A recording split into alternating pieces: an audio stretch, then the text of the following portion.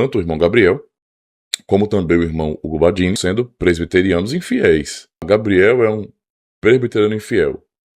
Badini é um presbiteriano infiel. Queria dizer a esses irmãos para tomarem muito cuidado. Debate em internet, meus irmãos, é uma verdadeira armadilha. E o público da internet que acompanha os debates é um público carnal. A turma da plateia, as pessoas que acompanham, estão realmente movidas por paixões, não é, carnais. O pastor Ademir, da Igreja Reformada de Jacintinho, na Bahia, fez o melhor vídeo sobre o debate entre providencialistas e cessacionistas. Por que o que o pastor Ademir falou foi tão importante? É isso que a gente vai saber no vídeo de hoje. E se você já conhece nosso conteúdo, você vai deixar o seu like na confiança, porque sabe que é edificante. Se você não conhece, meu pedido é que você não deixe seu like, não se inscreva. Primeiro, assista o vídeo até o final. Aí sim você curta, se inscreva, somente se o vídeo te agregar. Eu quero deixar bem claro que esse vídeo não é um ataque ao Hugo, não é um ataque ao Enz. E que inclusive eu gostaria que, caso esse vídeo chegue a esses dois irmãos, que eles observem com atenção e considerem o que está sendo dito de alguma forma. Peçam orientação a Deus, reflitam, orem por isso. Assim como o Enz uma vez disse que o Iago Martins deveria ouvir mais os críticos dele, que ele veja isso com toda a caridade e considere de alguma forma. Da mesma forma como o Hugo não gosta quando alguém fere sua honra, como já aconteceu de pastores fazerem isso com palavras ruins, que ele tem a mesma observação frente aos seus seguidores. Um dos grandes perigos dos debates na internet e de qualquer debate, seja um debate político, seja um debate de uma esfera do futebol, nem sempre a verdade vence. Nem sempre quem tem os melhores argumentos vence. E no caso dos debates cristãos, existe algo pior, mais problemático. Temos como verdade a Escritura, temos como verdade a palavra. Mas nem sempre também a verdade que está na palavra, a verdade das Sagradas Escrituras é a que vence também. Geralmente, quem tiver a melhor oratória, quem tiver as melhores técnicas, irá vencer. Geralmente o corte, quem lacra melhor, quem destrói o seu adversário. E essa lógica partidária, ela não é a lógica do reino de Deus. E aí vem o conselho para os irmãos, tanto o irmão Gabriel, como também o irmão Hugo Badini, que são dois irmãos presbiterianos. Eu não sou presbiteriano, sou reformado continental, mas são meus irmãos em Cristo. Eu não os conheço pessoalmente, tudo que eu conheço deles é aqui da internet mesmo, do YouTube, mas sei que são irmãos que eu não tenho como olhar para eles e vê-los como sendo presbiterianos infiéis. Eu não posso fazer isso. Eu não tenho como. Ah, Gabriel é um presbiteriano infiel. Badini é um presbiteriano infiel. De jeito nenhum. Eu não tenho como. Eu vejo ambos os irmãos aí, né? Ambos batalhando por um presbiterianismo fiel. No entanto, eu queria dizer a esses irmãos para tomarem muito cuidado, porque debate em internet, meus irmãos, é uma verdadeira armadilha. E o público, vou dizer para os irmãos logo, tá? O público da internet. Ah, mas tem irmãos que eu conheço, eu sei. Mas o público da internet que acompanha os debates é um público carnal, tá? É claro que vocês estão assistindo, não quero que vocês se sintam ofendidos se vocês não forem assim como eu estou falando, tá bom? Então, por favor, não tomem a carapuça se não for com vocês. Mas o público da internet é um público carnal. Não importa se é um arminiano contra um calvinista. Não importa se é um calvinista contra um calvinista, né? Se é agora um cessacionista contra um providencialista. A turma da plateia, né?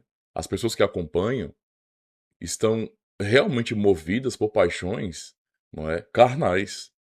Não estão procurando a glória de Cristo. E por isso, facilmente vocês vão notar em qualquer debate, inclusive nesse último debate aí, não é, comentários de irmãos que, sinceramente, parece que não leram muito bem Tiago, não é, e não tomam cuidado em condenar o outro.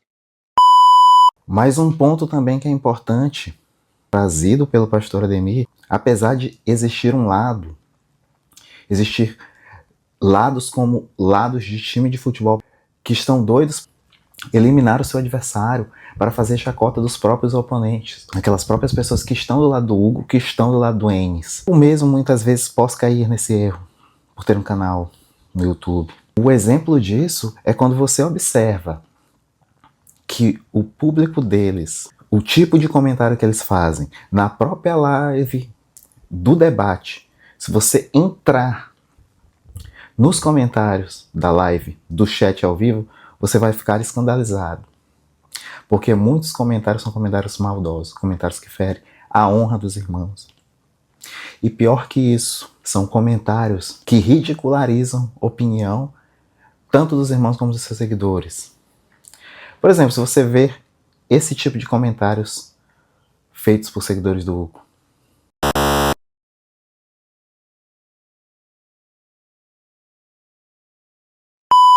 Ou comentários feitos pelos seguidores do Gabriel. É interessante que o próprio Hugo,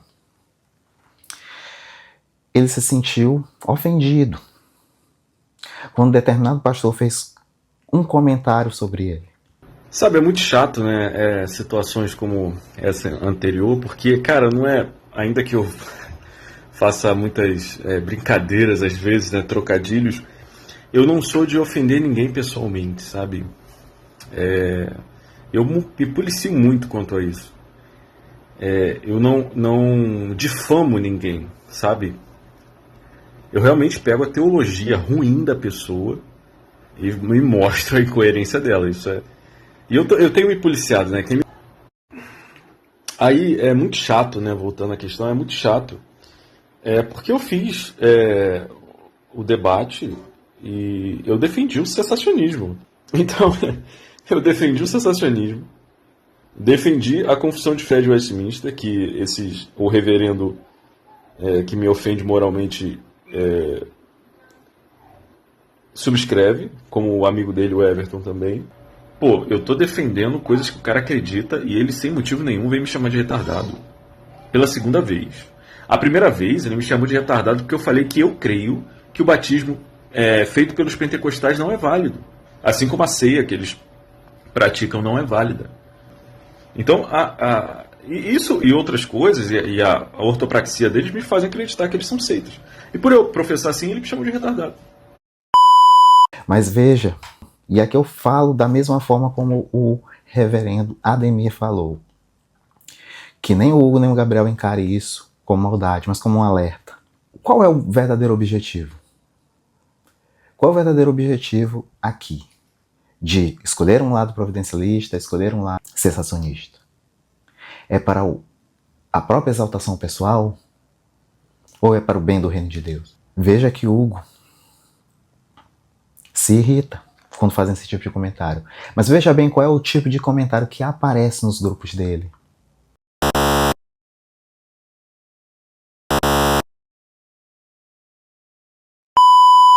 Alguém que se irrita tanto, quando alguém fala dessa forma dele, deveria cuidar melhor do que ele fala também e do que as outras pessoas falam. E mais uma vez digo, se o Hugo assistir, não encare isso como uma maldade. Da mesma forma, o próprio Enes tem que cuidar. Eu, particularmente, já tive contatos tanto com o Hugo quanto com o Enes. O contato com o Hugo foi um contato bom, de todas as vezes que tive. Já com o próprio Enes, e não fala aqui também com maldade, porque eu faço as palavras do pastor Ademir as minhas. São dois presbiterianos fiéis que, com focos diferentes, um focado na providência e na confessionalidade escocesa, que é o Enes, focado na confessionalidade dos governantes, tentando um presbiterianismo fiel, é o que ele faz. Da mesma forma, Hugo, quando ele foca no cessacionismo, por desprezo a todo esse evangelicalismo que a gente vê. E ele despreza isso com razão.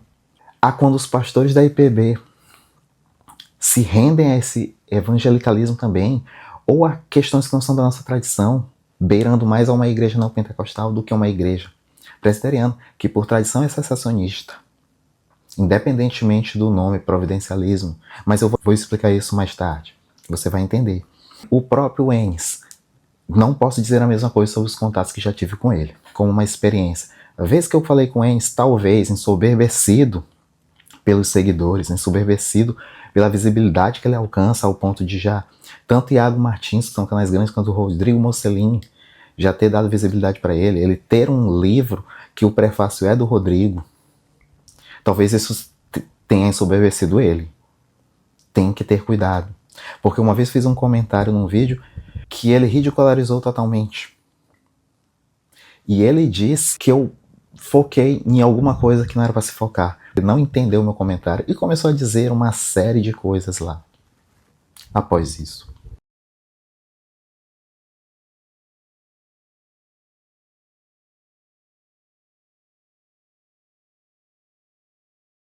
É muito difícil ficar respondendo essas perguntas, porque eu tenho mais o que fazer. E eu fiz um comentário mínimo. Mínimo. Você sabe o que é um comentário mínimo?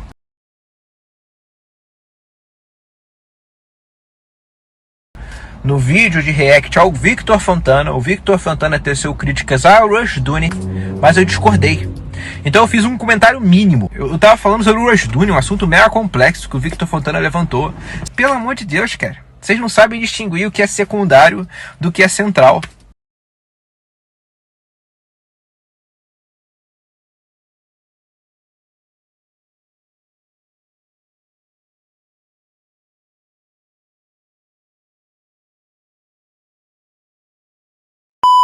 Ele queria que eu escolhesse aquilo que lhe agradava. Da mesma forma como os seguidores de Hugo escolheram aquilo que queriam que agradassem eles. Se eu não falar do providencialismo, eu vou ser massacrado por esses irmãos carnais. Se eu não defender o sensacionismo da mesma forma, se eu não falar mal do sensacionismo, da mesma forma serei massacrado. Como nesse dia que eu não escolhi o tema que ele tocou no teólogo gente boa, Victor Fontana, ele me viu no direito de massacrar e expor no stories dos seguidores dele. Assim como os do grupo do Hugo fizeram a mesma coisa. Porque não escolhi aquilo que eles queriam. Cessacionismo nunca foi sinônimo de incredulidade. Embora o providencialismo, talvez por um receio de como o evangelical vê o cessacionista, vê um cessacionista quase como um incrédulo, talvez eles quiseram fazer um termo para diferenciar. Talvez até o termo providencialismo que está relacionado à providência divina seja um termo até mais apropriado. Talvez seja. Por favor, não venham me massacrar, me xingar com carnalidade. Estou só colocando perguntas no ar, que eu acho que isso é uma coisa importante. Qual é o problema de fazer perguntas como eu fiz para o Gabriel? Não há problema nisso. O perigo de ser tudo sobre eu, sobre você. É tudo sobre o Enes. É tudo sobre o Badini. Você perde o foco. Você se chama de o último reformador. O pioneiro do cessacionismo. Ou como Gabriel, sou o único. Como ele fez um comentário num vídeo dele. Vou fazer uma paráfrase. Mas a essência era que ele é o pioneiro confessional, ao que eu discordei, porque já conhecia o canal do Ademir, e ele retrucou meu comentário, dizendo assim, me aponte pelo menos um que fale mais de confessionalidade como eu. E existia já vários canais que eu acompanhava, Felipe Macedo, Ademir. Veja como que a soberba entra no coração.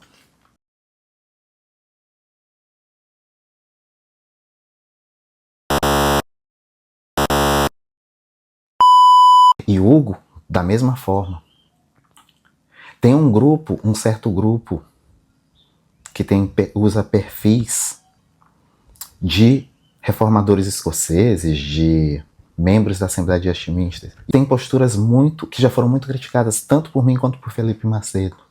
Mas Hugo, quando viu este comentário, logo pensou que quando este senhor fez a referência para chame o seu líder, porque ele chama assim, Felipe Macedo e seus seguidores, é a frase favorita dele, que reiteradamente ele repete.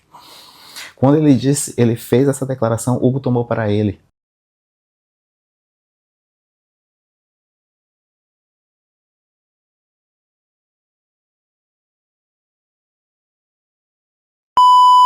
como o erro que o Gabriel cai, às vezes dessa soberba, ele também tomou para si. E colocou como se fosse ele. Ele não estava falando, não era sobre você, como nunca é também sobre o Gabriel. Tratar o sensacionismo como credulidade é um erro. B.B. Warfield era sensacionista, um sensacionista convicto. E ao mesmo tempo ele afirmava que existia a providência de Deus. Ele afirmava sobre resposta às orações dele e a atuação soberana do Senhor na história.